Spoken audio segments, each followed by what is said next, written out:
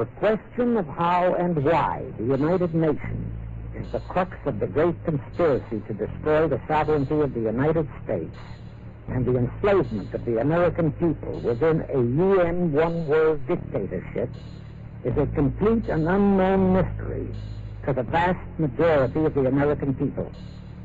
The reason for this unawareness of the frightening danger to our country and to the entire free world is simple. The masterminds behind this great conspiracy have absolute control of all of our mass communications media, especially television, the radio, the press, and Hollywood. We all know that our State Department, the Pentagon, and the White House have brazenly proclaimed that they have the right and the power to manage the news, to tell us not the truth, but what they want us to believe. They have seized that power on orders from their masters of the great conspiracy. And the objective is to brainwash the people into accepting the phony peace state, to transform the United States into an enslaved unit of the United Nations one world government.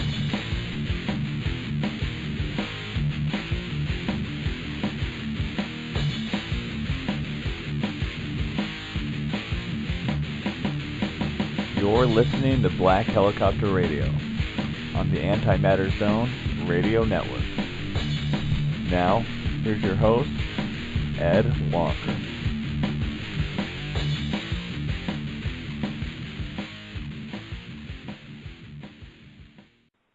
Hello, everyone. Welcome to Black Helicopter Radio. My name's Ed Walker. I'll be with you just for the next hour. Just a kind of short broadcast today because the topics are really pretty straightforward and to the point.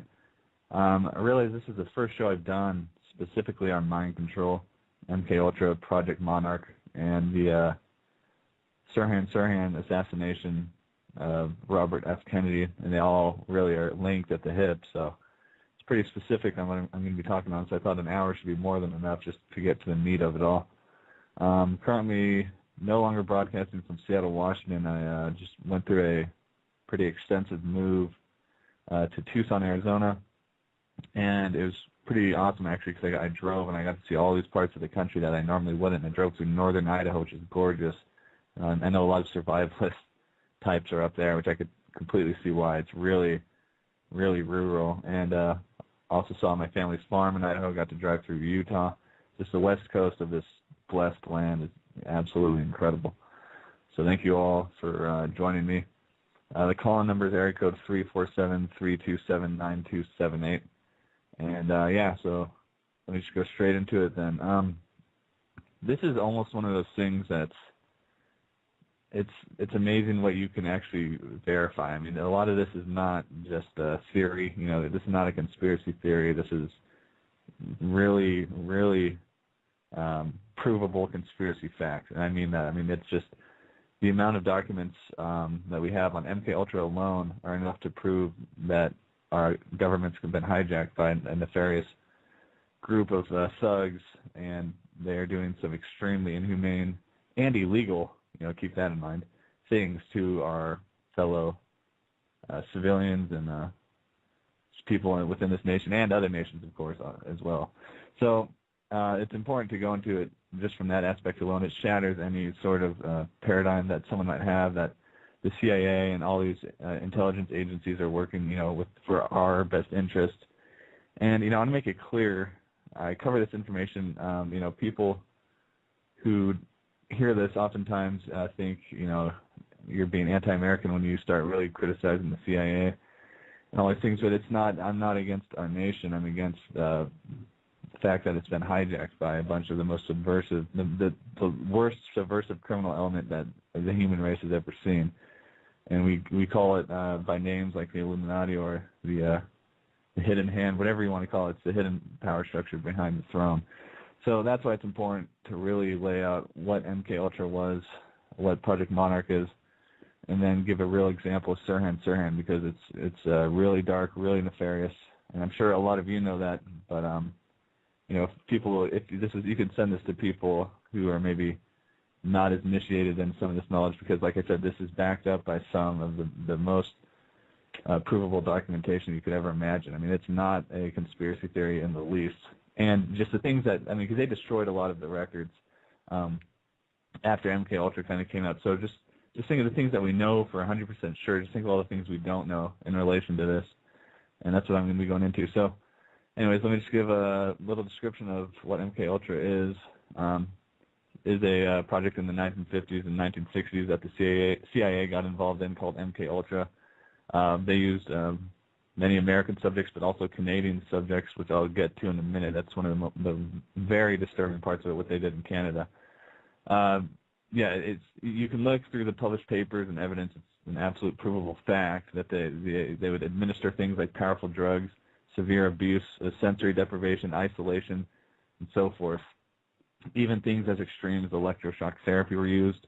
They would administer LSD to unknown subjects, CIA personnel, military individuals, and prostitutes, and even the general unknowing public. Like I said, it's really, really strange, to say the least.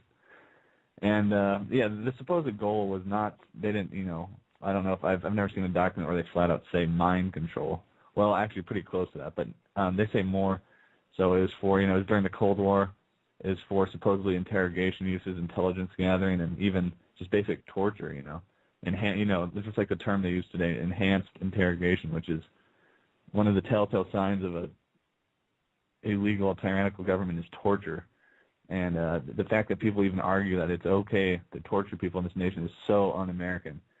They say people like us criticizing the administration or criticizing the wars are unpatriotic, un-American. Well, torture is about as un-American as you could be. But anyways, unlike MKUltra, though, Project Monarch, there was never an official disclosure on that, although a former CIA director was asked about it, and instead of denying that they did it, he just said, we stopped doing that decades ago. So that's one piece of evidence, that they basically admitted to it, not very directly, but admitted to it nonetheless.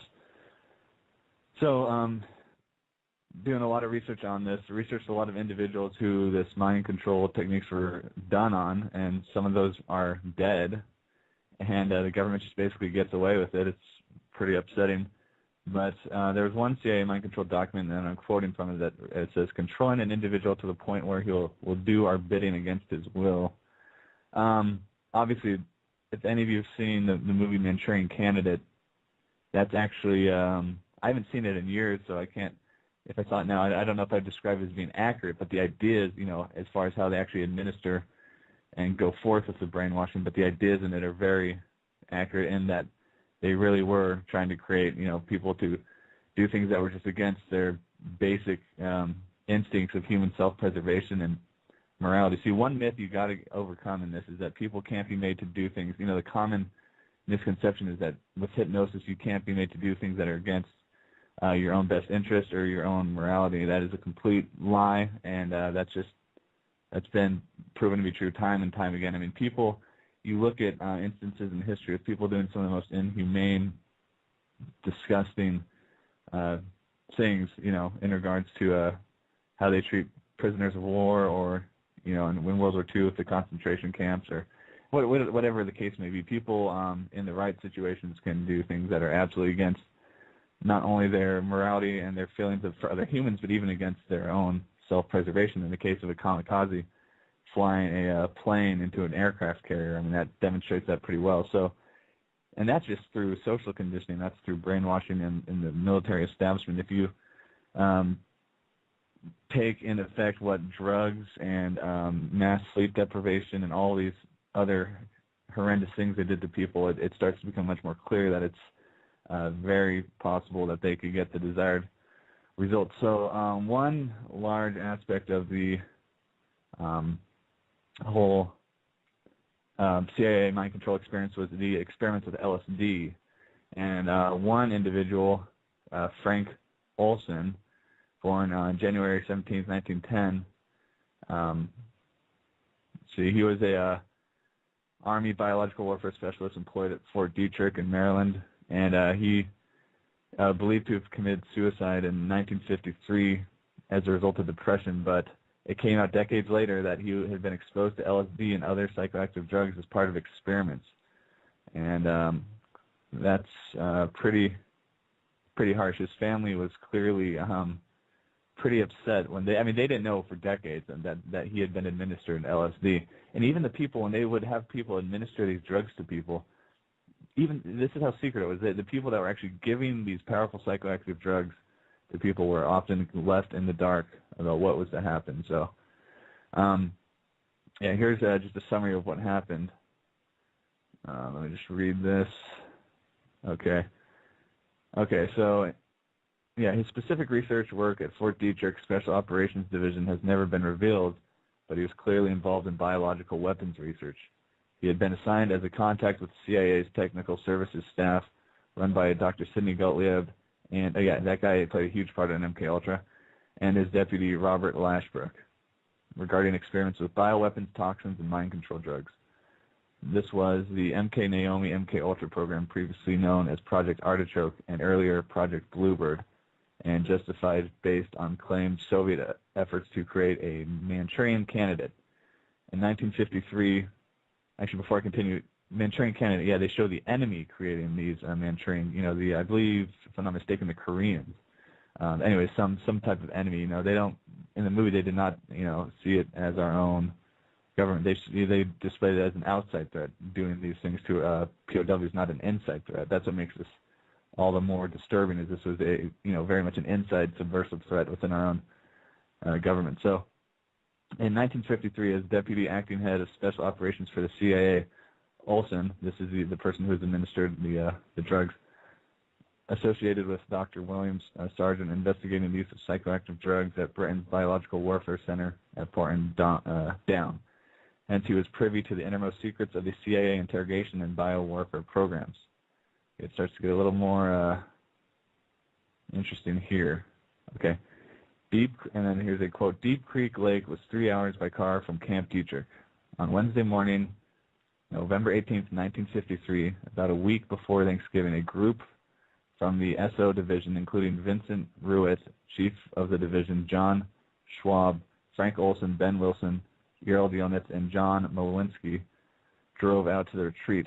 The Detrick group was met at the lodge by Sid Gottlieb and his deputy Robert Lashbrook, and a couple of others from the CIA.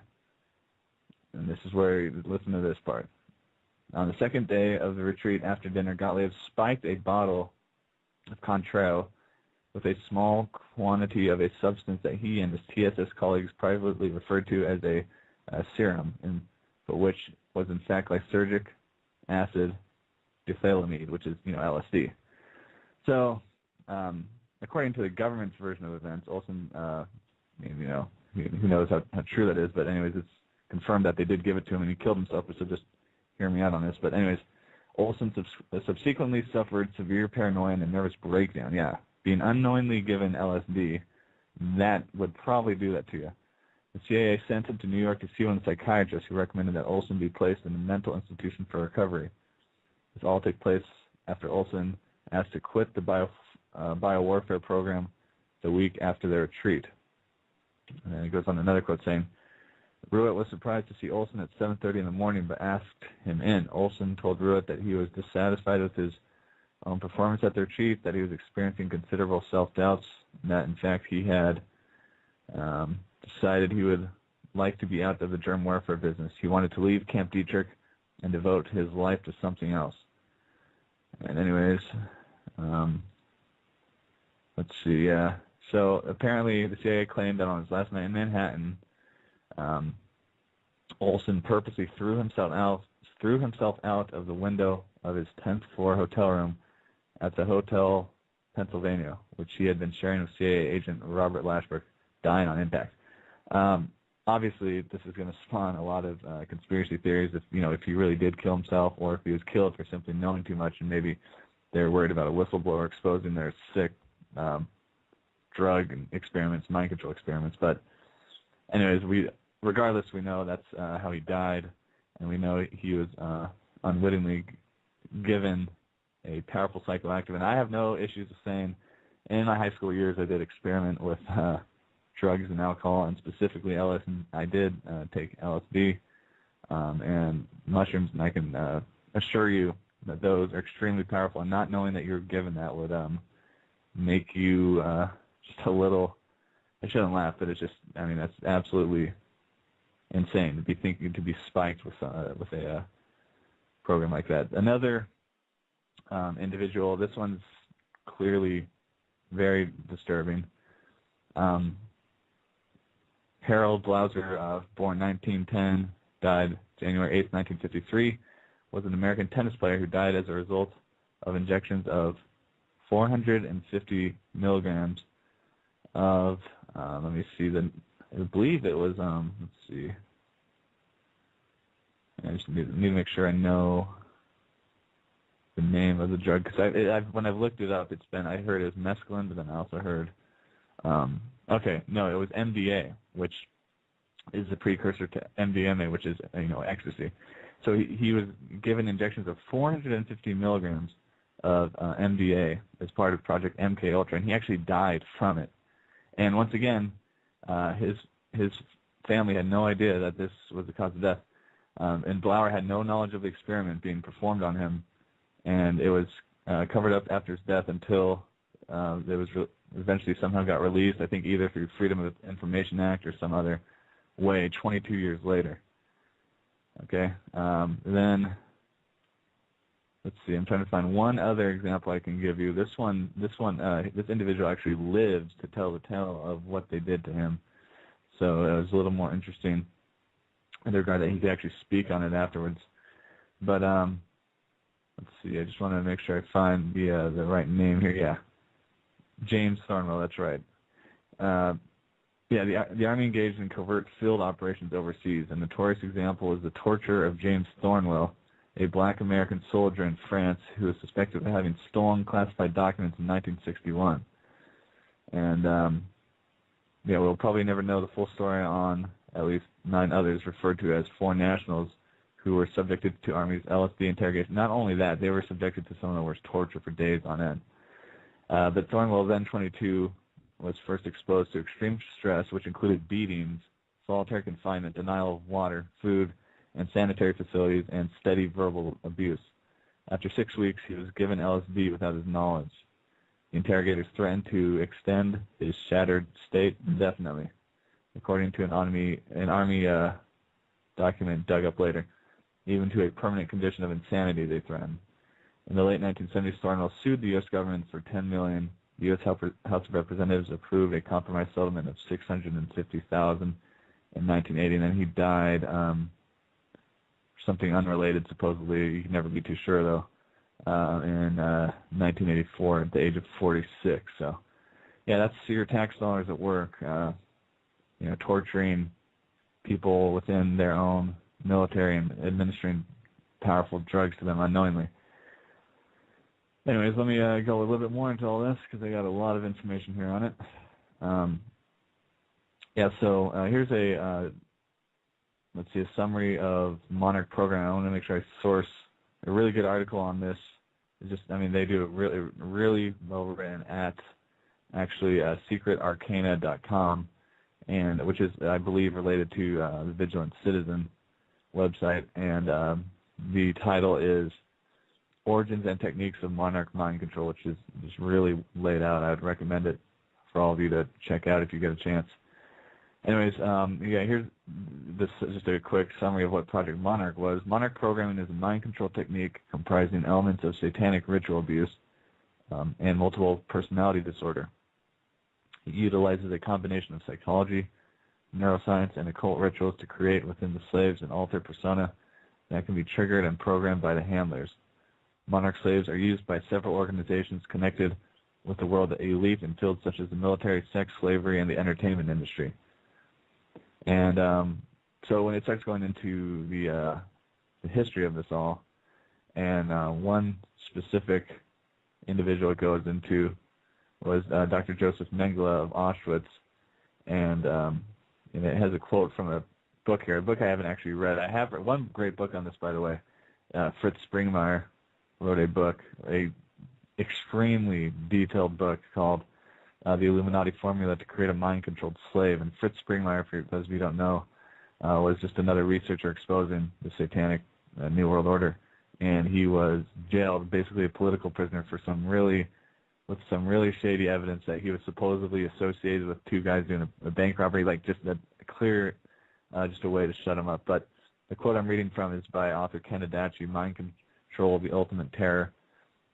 And it states, Dr. Joseph Mengele of Auschwitz notoriety was the principal developer of the trauma-based Monarch project and the CIA's MKUltra mind control programs. Mengele and approximately 5,000 other high-ranking Nazis were secretly moved into the United States and South America in the aftermath of World War II in an operation designated Paperclip. I mean, even mainline history admits that, yes, Operation Paperclip, we did bring in a bunch of Nazi scientists and whatnot. I don't know. They probably don't admit the Joseph Mengele thing. I think with him, he was supposedly in Argentina. And just before I go on, if you don't know who Joseph Mengele was, his nickname was the Angel of Death, and he supposedly in the Nazi concentration camps did some of the most demonic, dark, ecstatic experiments on people. I mean, sewing people together and putting people in extremely hot temperatures and extremely cold temperatures and just doing horrendous things. Supposedly he engaged in. But continuing, the Nazis continued their work in developing mind control and rocketry technologies in secret underground military bases. The only thing we were told about was the rocketry work with former Nazi star celebrities like Werner von Braun. The killers, torturers, and mutilators of innocent human beings were kept discreetly out of sight, but busy in U.S. underground military facilities, which gradually became home to thousands upon thousands of kidnapped American children snatched off the streets, and this quotes it as about 1 million per year, and placed in the iron bar cages stacked from floor to ceiling as part of the training. These children would be used to further refine and perfect Mengele's mind control technologies. Certain selected children, at least the ones who survived the training, would become future mind-controlled slaves who could be used for thousands of different jobs, ranging anywhere from sexual slavery to assassinations. A substantial portion of these children who were considered expendable were intentionally slaughtered in front of and by other children in order to traumatize the selected trainee into total compliance and submission. Yeah, this is where the term trauma-based mind control comes from. And I haven't actually read the full book. I'm just reading an excerpt from it. So a lot of those claims, obviously, might be a little harder to prove, but it doesn't matter because I can prove to you, absolutely 100% sure. There was a individual. Remember, I mentioned Canada earlier in the broadcast, and there was an individual named Dr. Ewan Cameron. Okay, and he himself. He himself was, it's admitted, was financed by the CIA.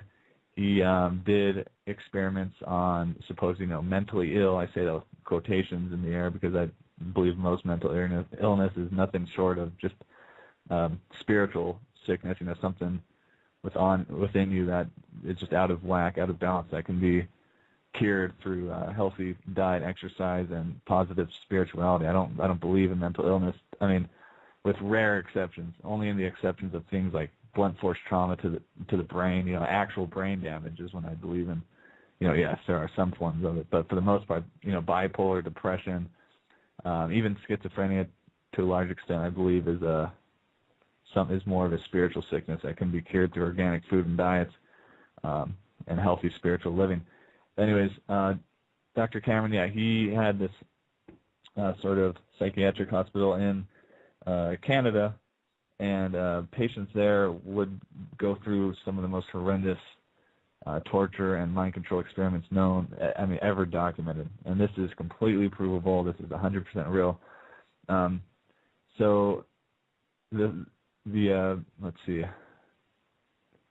Trying to think of where to start because there's a lot to this, but yeah, the main uses, the three things he used on these people were things called sleep therapy, psychic driving, and deep patterning.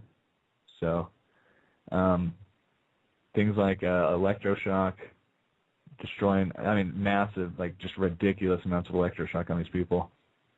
One person who was, actually I watched this documentary from the 70s when a lot of this stuff was coming out, and one doctor who was actually not Dr. Ewan Cameron, but a doctor who worked at the building the same psychiatric ward where he was very blunt with it. Most of the people in interviews in the documentary tried to deny things and tried to spin things. He was just saying, no, this was essentially brainwashing. I mean, he really didn't shy from the fact that the way he described it first, the interviewee, the doctor being interviewed, said it's basically taking their brain and cleaning the slate.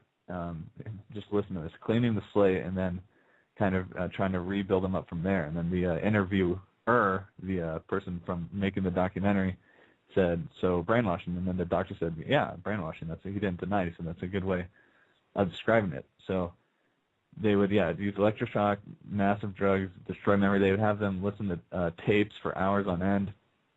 Then they would implant new ideas into their head. So the main issue was what I mentioned earlier was called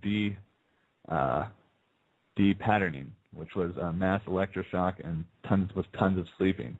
There was a room in the hospital called the sleep room where the patients were just deeply afraid to go into, because the people in there would just be crying hysterically like babies, and they kept some patients asleep for up to 60 days and would just induce mass memory loss. So when these people would come out of there, and this is sanctioned by your tax dollars, by your government. Keep that in mind.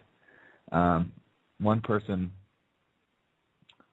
who I'm trying to make sure I pull up the right name. Yeah, Val Orlicow. She said when you'd come out of there, you'd basically have the mind frame of like a 6-year-old at best. Like you would come out just completely distraught with total amnesia.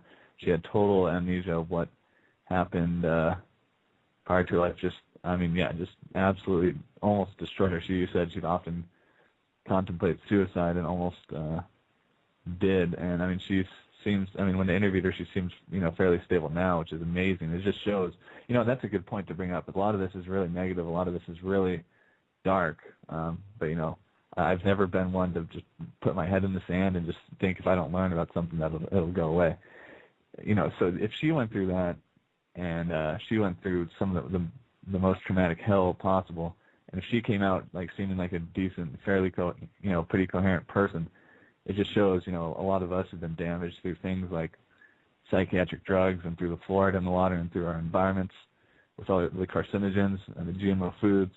And a lot of times people feel like they've been kind of damaged or brainwashed by the system once they learn about all this stuff. But it just shows the body that our Creator gave us, Yahweh, has an immense capability to heal. I can speak to that. In high school, I was kind of a misfit. They thought I had severe psychiatric issues, so they put me on some powerful antidepressant drugs. I was able to get off those and totally turn everything around for me. It's just amazing what the human mind and your body can do if you just simply treat it right. So that's one little piece of positive information I wanted to, I guess, put in this broadcast, because it is kind of turning out to be pretty dark, but this is reality. So I'm not going to shy away from it like a lot of people do. They think that their perception is just reality, and they think if or they say, everything's just an illusion. If I don't believe in something, it goes away. It's this real childlike mindset that a lot of the major religions use, a lot of the mass media kind of uses, out of sight, out of mind. And I kind of am the opposite, and I throw myself into these topics and try to put the information out there. Anyways, kind of went off on a big tangent there, but the point was it was pretty powerful to watch this individual. Her name was Val Orlicow, or I think that's how you pronounce it, Val Orlicow, something like that. And to see her interviewed and just the pain in her voice, it was really pretty powerful. Then the interviewer asks at one point, this was her first interview since she went through this hellish mind control experiment. The interviewer asks, how do you feel that this was funded by the CIA?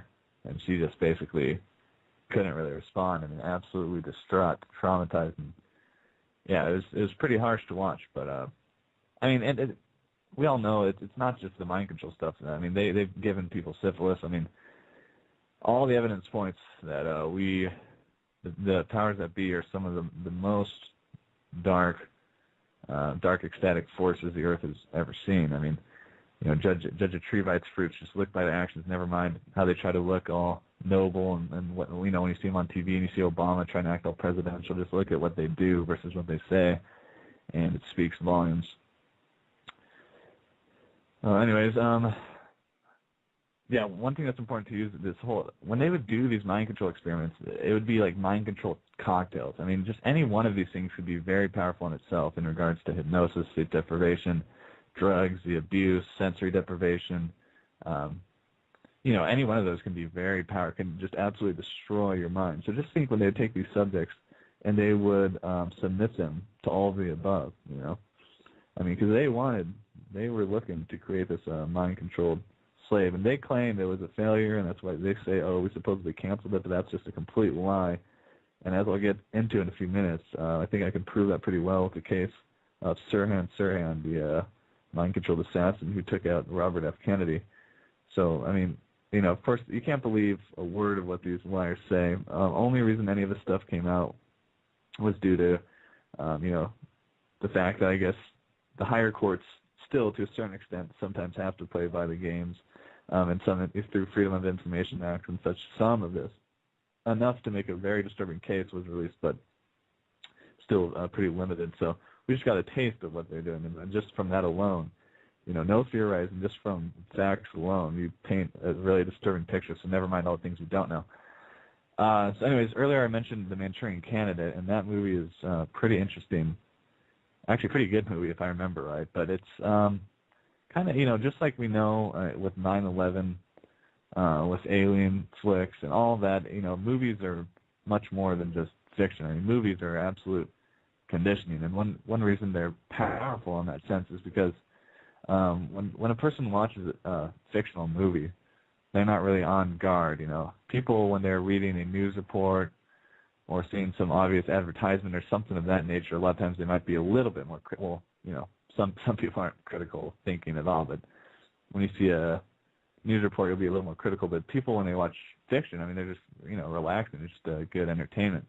So you're basically being downloaded with ideas and archetypes and different social constructs just through without even realizing what's going on. So, well, not only that, I mean, but then just the kind of predictive programming, showing the lone gunman, months before 9/11, showing a plane being about to be flown into the World Trade Center, or the Illuminati card game putting out pictures of the World Trade Center being blown up and the Pentagon being blown up years before 9/11. I mean, that's, predictive programming. So Manchurian Candidate was clearly that in that sense, and it also, I don't know, I think sometimes maybe they just like to flaunt what they're doing in our faces through the controlled press, through the controlled Hollywood. Okay, so another interesting experiment was this one. I don't know why. I mean, I've heard about this before. I remember watching on a documentary years ago, but it kind of slipped my mind when I was doing research for this. There was a bull that had done in an experiment. I don't know if it was specifically under MKUltra, but it doesn't matter because it goes in line with MKUltra really well, where a bull was sedated. Then they placed electrodes in the brain, and they actually were able to remote control that bull. And yeah, I know that is absolutely documented. And this was, I think this had to have been in the 60s, because for one, the documentary I watched from the 70s showed the footage of it, and I've seen it in other documentaries as well. So clearly, at least back then, I mean, so they were actually able to control the bull. For example, they would show the bull running towards the bullfighter, which bullfighting is disgusting, by the way, but that's kind of think of it as the new gladiators, gladiator call, seeing people cheering, seeing people getting decapitated. Well, it's just that way, but instead of people, they just show the bull getting tortured and stabbed. But anyways, they would show the bullfighter, and this is all dark ecstasy, folks. It's all. If you want to understand the world, you got to look at dark ecstasy. I mean, this MKUltra, sometimes I think a lot of it was not even for mind control purposes. It was just to derive as much pain and suffering from the victims and just get that dark ecstatic high that the controllers of this world crave so deeply. But anyways, I keep getting sidetracked. The remote control bull with the bullfighter would be, holding the big red blanket thing or whatever they call it. And you know what I mean, when they toro or whatever, and they throw it up in the air. And then so they show the bull charging right at the guy, and he just stands there calmly. You know, if he wouldn't move, he'd get slammed by the bull. But with the remote control, they're able to make the bull stop and turn around and go this direction, that direction. And so I mean, that alone, I mean, that's being done on a mammal. Maybe I have to do further research in this, but electrodes, and we know the transhumanists talk about chips and cognitive enhancements is one, the politically correct name they call it, you know, literally putting technology in your brain to supposedly, you know, enhance it. And we know they have all sorts of other ways to alter the brain with vaccines and medication. So I don't know, to me, that's just, I mean, the implications of that are huge, and that's like, it's something I feel like I need to do a little bit better research on, is electrodes and whatnot that can actually physically control your actions. I mean, this stuff is decades old, so the technology we have now with nanotechnology and whatnot implies a lot more. But like I said before, I really theorize on that. I want to look a little bit further into it, you know, in regards to what they can do with electrodes and chips and whatnot, because that's not something I've looked a lot into. But that just further implies the power they have with mind control and whatnot. So let me just keep going then into all of this, I think for the last 20 or 15 minutes. And if callers in queue, if you want me to go to you at any time, just make sure you press 1. That's fine. We can take calls on this. I have no issue with that whatsoever. So just, that's up to you though. Anyways. Okay, so further on, talking about MKUltra. Oh, and there's a really disturbing picture. I wish I could show this. Well, I might be able to post it in the chat room for you all. For those listening live. For those not, just search MKUltra girl, and just to show you how absolutely hellish this is. I'll just see if I can find it on the air, because I really, you know, obviously I'm describing it would only work so well. But yeah, just okay. It's really easy. If you're on Google, just Google image it, search MKUltra girl, and I will copy this into the chat room. So there we go. Yeah, it's a picture of a girl hooked up to a machine with something on her head, with something around her mouth to strain all urine, and just given heavy doses of LSD. And yeah, here's an actual picture documenting that. Your tax dollars at work once again. You gotta love it, right? Yeah. Oh, our government's not hijacked, Eric or Ed. You're just a crazy conspiracy theorist. How dare you say our government would do that? It doesn't matter if it's completely out there, if it's historical fact. Oh, you just need to drink some Diet Coke and watch American Idol. So anyways, I think now's a good time. I do want to spend a large part of this broadcast because just to show what mind control would look like in action, I think it's important to discuss. Just pulling up the article here. I have so many open up right now, but it's talking about Sirhan Sirhan and the assassination of Robert F. Kennedy, which is just a textbook mind control assassination. So, convicted RFK assassin says girl manipulated him. This is from Associated Press. Los Angeles. Convicted assassin Sirhan Sirhan was manipulated by a seductive girl in a mind control plot to shoot Robert F. Kennedy, and his bullets did not kill the presidential candidate. Lawyers for Sirhan said a new legal. So this is a real legal defense. This is not, just some ravings of a, they would like to paint it as just ravings of some psychotic, schizophrenic, anti-American assassin or something. But the documents filed this week in federal court obtained by the Associated Press detail extensive interviews with Sirhan during the past 3 years, some done while he was under hypnosis. The papers point to a mysterious girl in a polka dot dress as the controller who led Sirhan to fire a gun in the pantry of the Ambassador Hotel. So, when he's claiming that there's a girl in a polka dot dress, who knows if there really was any actual girl in the polka? They use archetypes, and this sounds a lot of times. Actually, Wizard of Oz is used in the Project Monarch programming, just to kind of make them, just to absolutely derail their sense of reality from fantasy. So that's what's pretty intense to say the least. Let me continue reading now. But the documents suggest a second person shot and killed Kennedy while using Sirhan as a diversion. Just, this all rings true, just like in the John F. Kennedy assassination. But unfortunately, they took out Lee Harvey Oswald, so we have no idea if he was probably was mind control too. But I don't know as much about him specifically since they silenced him pretty quick. Dead men tell no tales. Anyways, for the first time, Sirhan said under hypnosis that on a cue from the girl, he went into range mode, believing he was at a firing range and seeing circles of targets in front of his eyes. And he goes on to say, I thought that I was at the range more than I was actually shooting at any person, let alone Bobby Kennedy, end quote.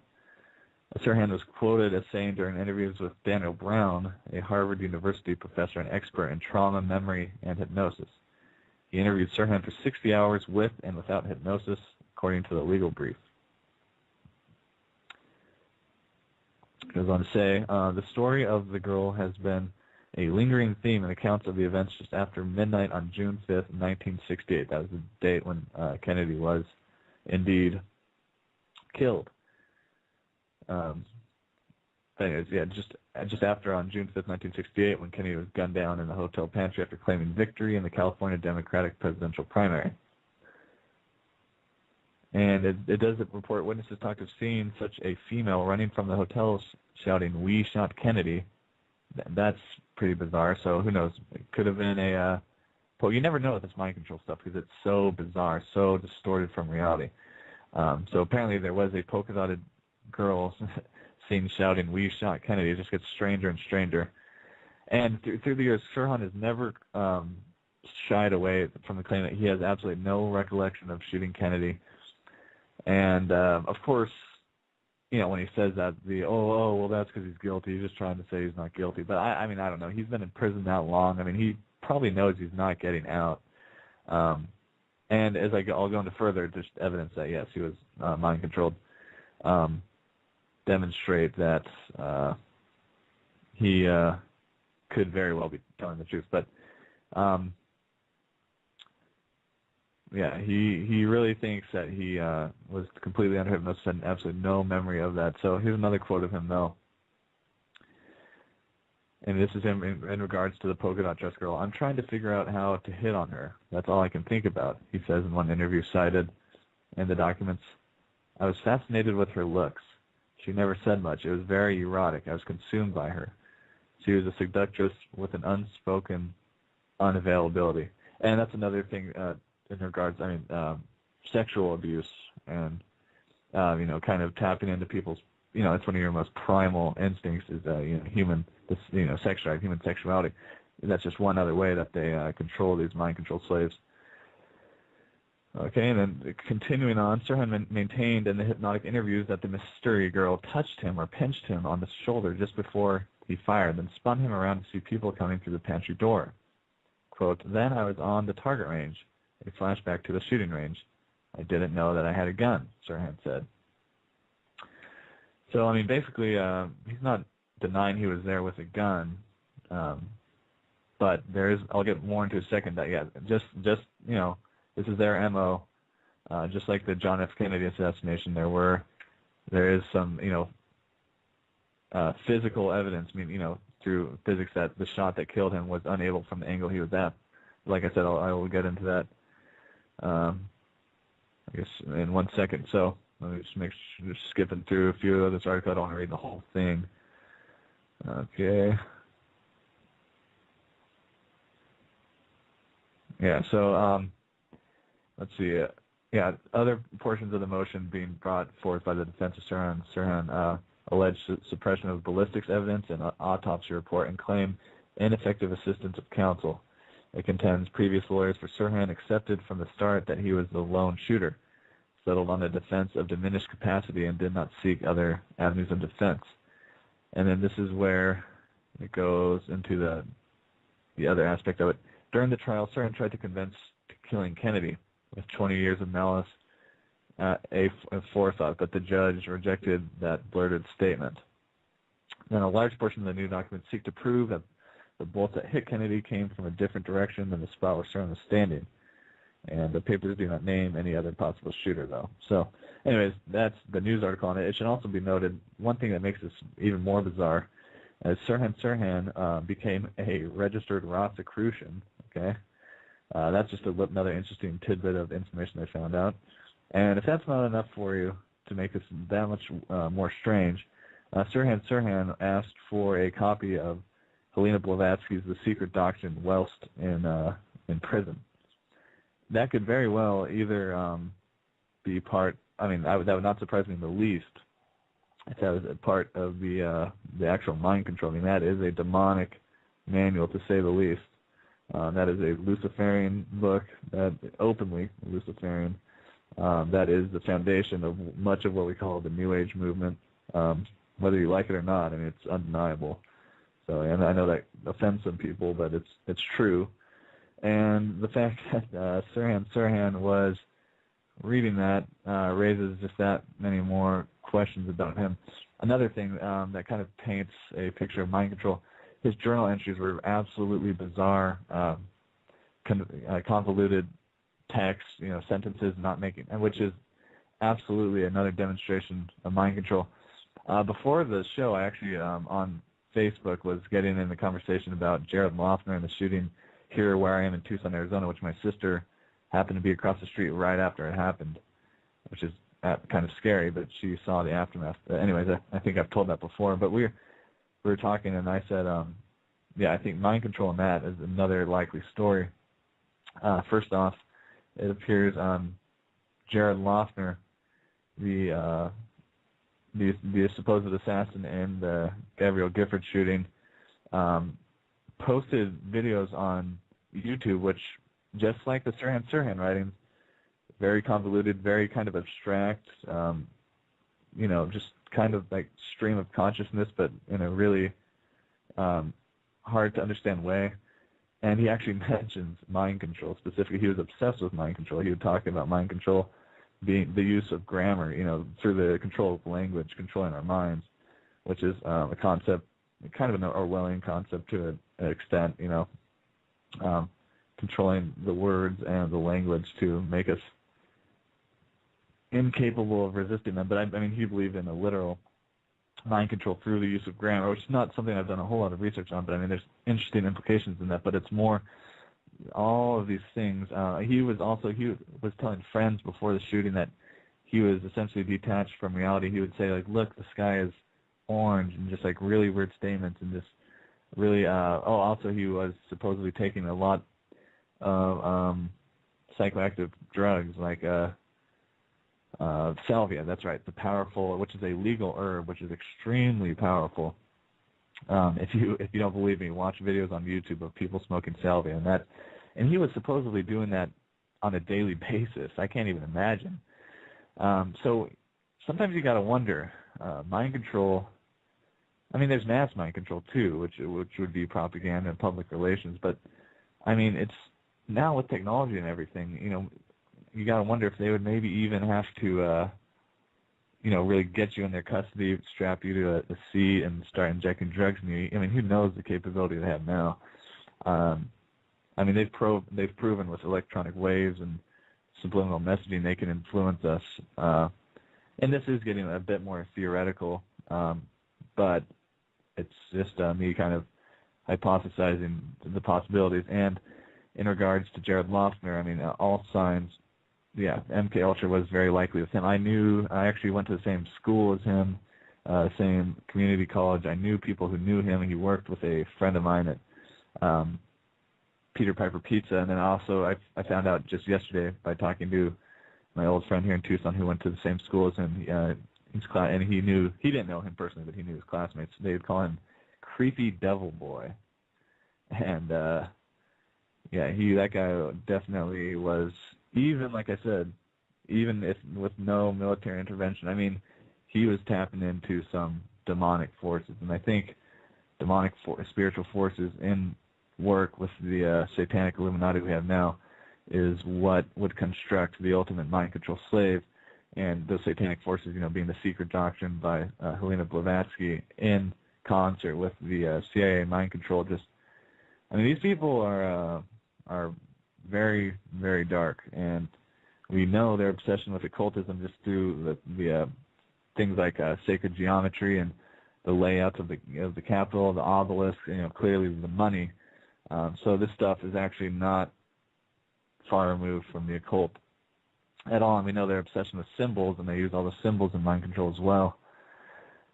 And it all starts to paint a pretty powerful picture. But anyways, let me just continue going on. I only got around 10 minutes left. Like I said, I think I did a pretty good job of covering the main points of this just in under an hour. I was talking fairly quickly, so I hope that didn't take away from any of this. But like I said, great book. If you really want to learn about, I mean, it's insane when you read Fritz Springmeier's The Illuminati Formula to Create a Mind-Controlled Slave. I mean, that's more detail than I could ever give you, even in many hours. It is literally you can almost think of it as like a how-to book in a kind of disturbing way. Of course, that wasn't Fritz Springmeier's intention to use it in that sense, but it is like a how-to document of how to create a mind-controlled slave, and you can kind of derive that just from the title in itself, and it is intensely detailed. And so here's a list of some of the forms of torture, and they mainly about 75% are females of the monarch slaves. And here's some of the ways that they do with the trauma-based mind controls. Sexual abuse. Oh, I'm sorry. Before I get into this, remember Abu Ghraib and all of the war crimes that the U.S. military has engaged in. Though these all, it's kind of interesting when you learn about the monarch programming and then what they were doing in places like Abu Ghraib and Guantanamo and whatnot.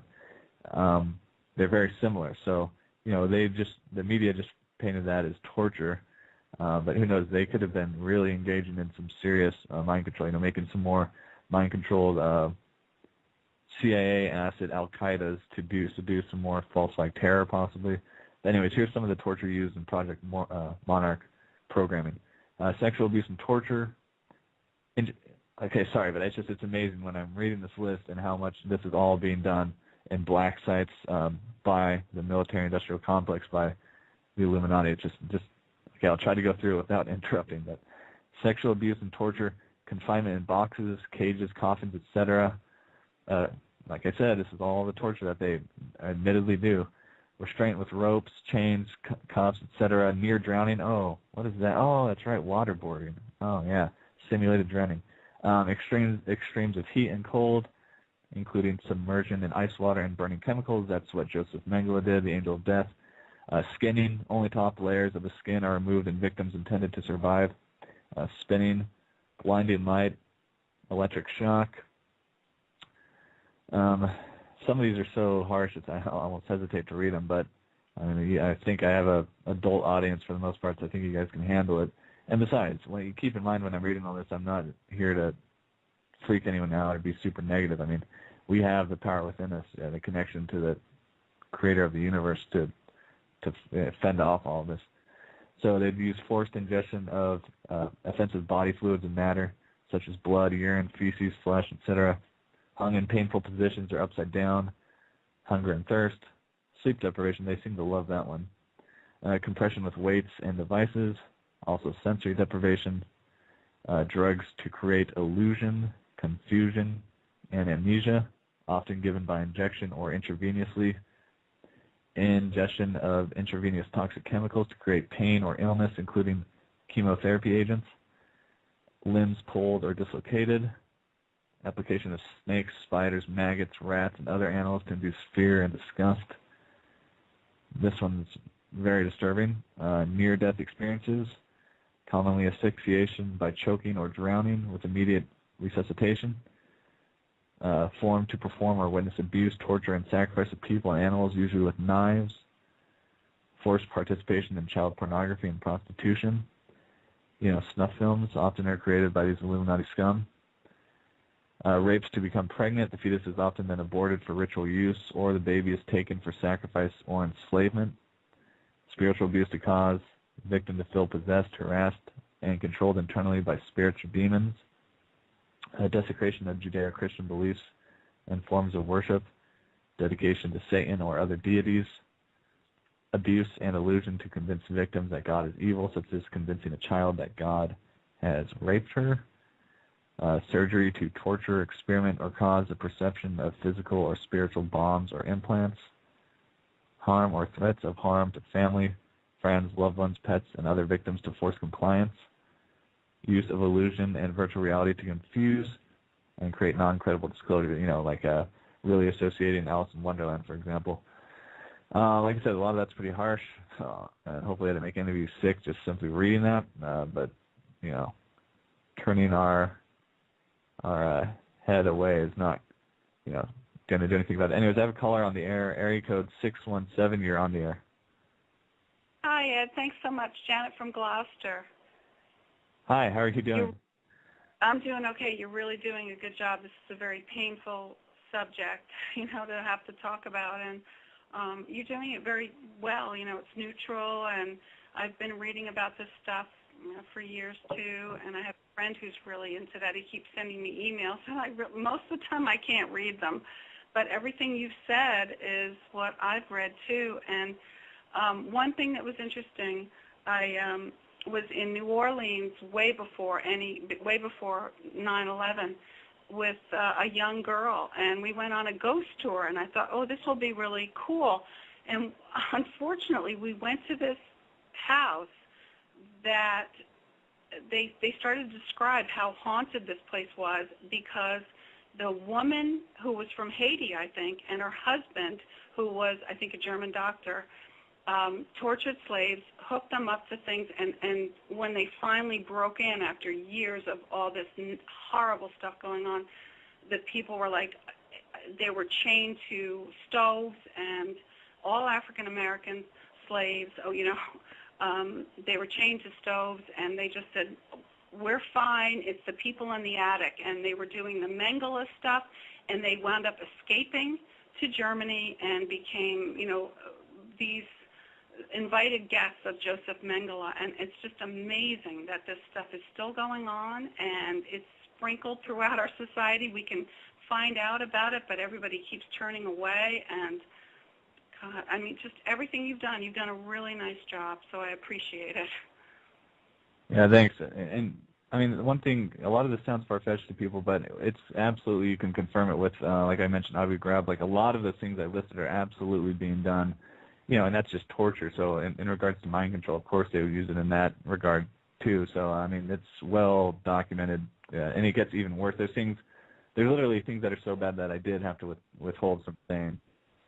Yeah. It's pretty hard to put in our head. The women, go ahead. Yeah, no, one of the women you were talking about in testifying before Congress, this poor little emaciated creature, you just say, my God, how she's like, what, in her 20s?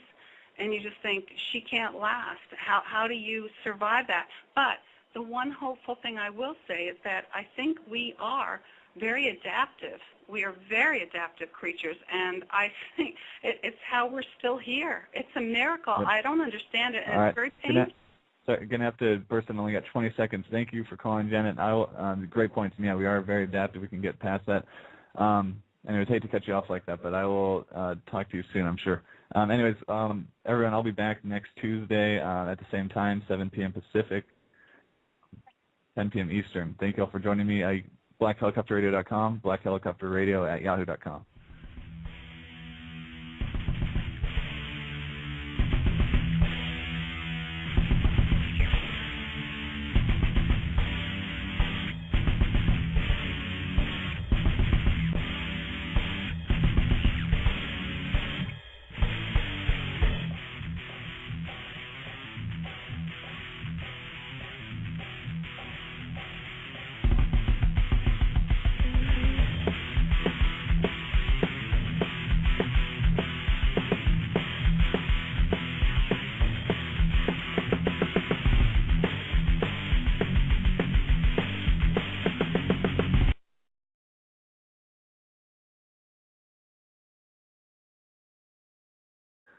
Currently no longer broadcasting from Seattle, Washington. I just went through a pretty extensive move to Tucson, Arizona, and it was pretty awesome actually, because I drove and I got to see all these parts of the country that I normally wouldn't. I drove through northern Idaho, which is gorgeous.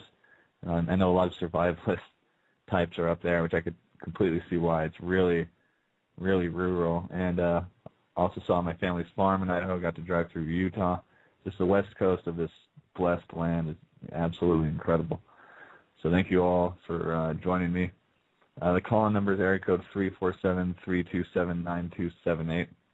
And so let me just go straight into it then. This is almost one of those things that's it's amazing what you can actually verify. I mean, a lot of this is not just a theory. This is not a conspiracy theory. This is really, really provable conspiracy fact. And I mean that. I mean, it's just the amount of documents that we have on MKUltra alone are enough to prove that our governments have been hijacked by a nefarious group of thugs, and they are doing some extremely inhumane and illegal, keep that in mind, things to our fellow civilians and people within this nation and other nations, of course, as well. So it's important to go into it just from that aspect alone. It shatters any sort of paradigm that someone might have that the CIA and all these intelligence agencies are working, for our best interest. And, I want to make it clear, I cover this information, people who hear this oftentimes think, you're being anti-American when you start really criticizing the CIA and all these things, but it's not. I'm not against our nation. I'm against the fact that it's been hijacked by a bunch of the most subversive, the worst subversive criminal element that the human race has ever seen. And we call it by names like the Illuminati or the hidden hand, whatever you want to call it. It's the hidden power structure behind the throne. So that's why it's important to really lay out what MKUltra was, what Project Monarch is, and then give a real example of Sirhan Sirhan, because it's the question of how and why the United Nations is the crux of the great conspiracy to destroy the sovereignty of the United States and the enslavement of the American people within a UN one-world dictatorship is a complete and unknown mystery to the vast majority of the American people. The reason for this unawareness of the frightening danger to our country and to the entire free world is simple. The masterminds behind this great conspiracy have absolute control of all of our mass communications media, especially television, the radio, the press, and Hollywood. We all know that our State Department, the Pentagon, and the White House have brazenly proclaimed that they have the right and the power to manage the news, to tell us not the truth, but what they want us to believe. They have seized that power on orders from their masters of the great conspiracy.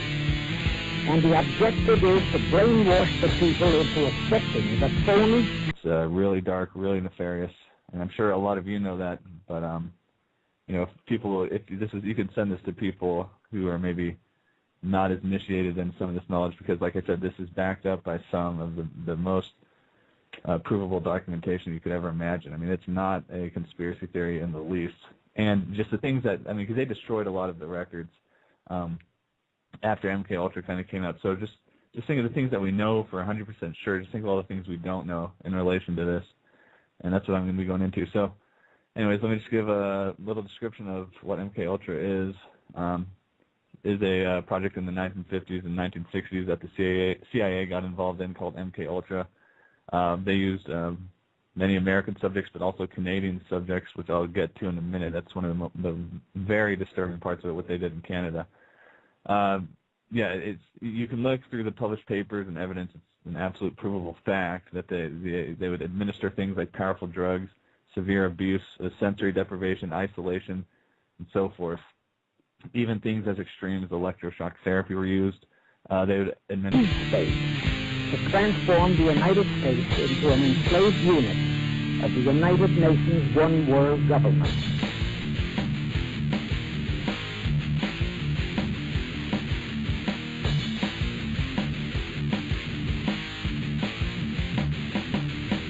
You're listening to Black Helicopter Radio on the Antimatter Zone Radio Network. Now, here's your host, Ed Walker.